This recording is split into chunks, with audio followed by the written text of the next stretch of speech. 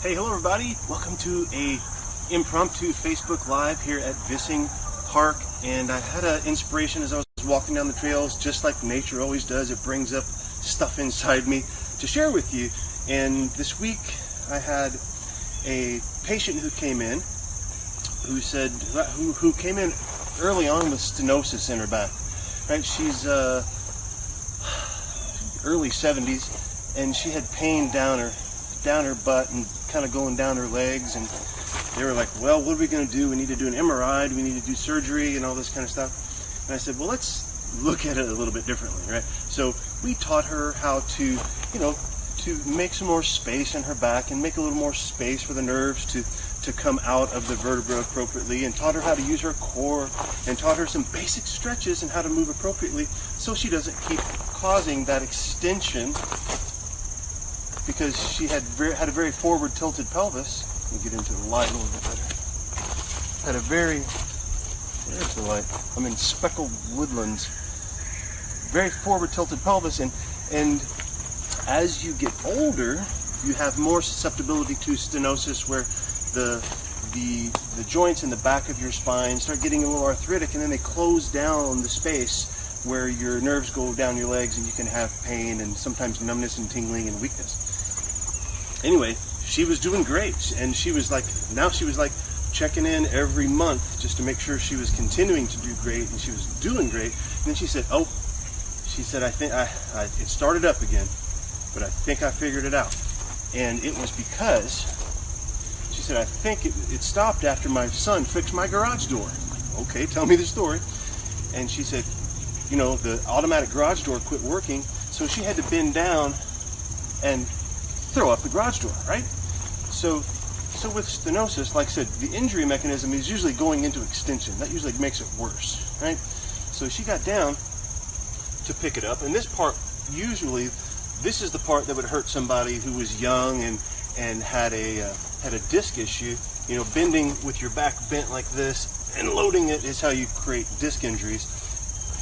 But not for her in this situation. What got her is whenever she got to here. And what do you have to do after you get here? You have to push it up above your head, right?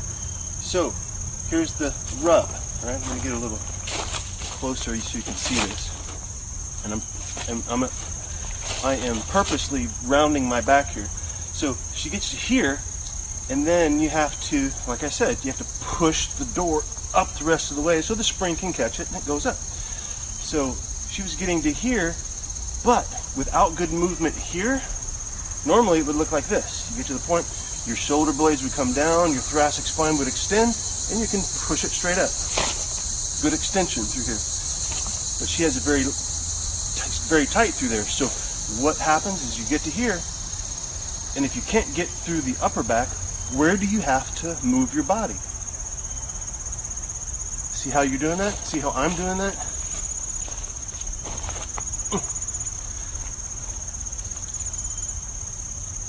Stenosis, injury, overload.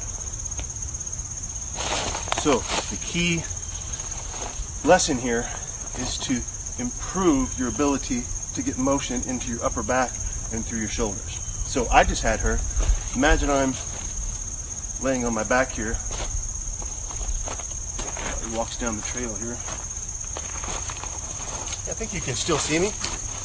I had her lay on her back, press her back, mid-back to the ground, also known as the back support zone. I said, just hold that, and then practice going over your head. You can take your exercise ball and lift it slowly over your head, but practice taking your arms overhead while your center and your lumbar spine is neutral. Okay, so the ability to do that versus, there's the block. All right, get the idea? Well, I hope that helps somebody out there.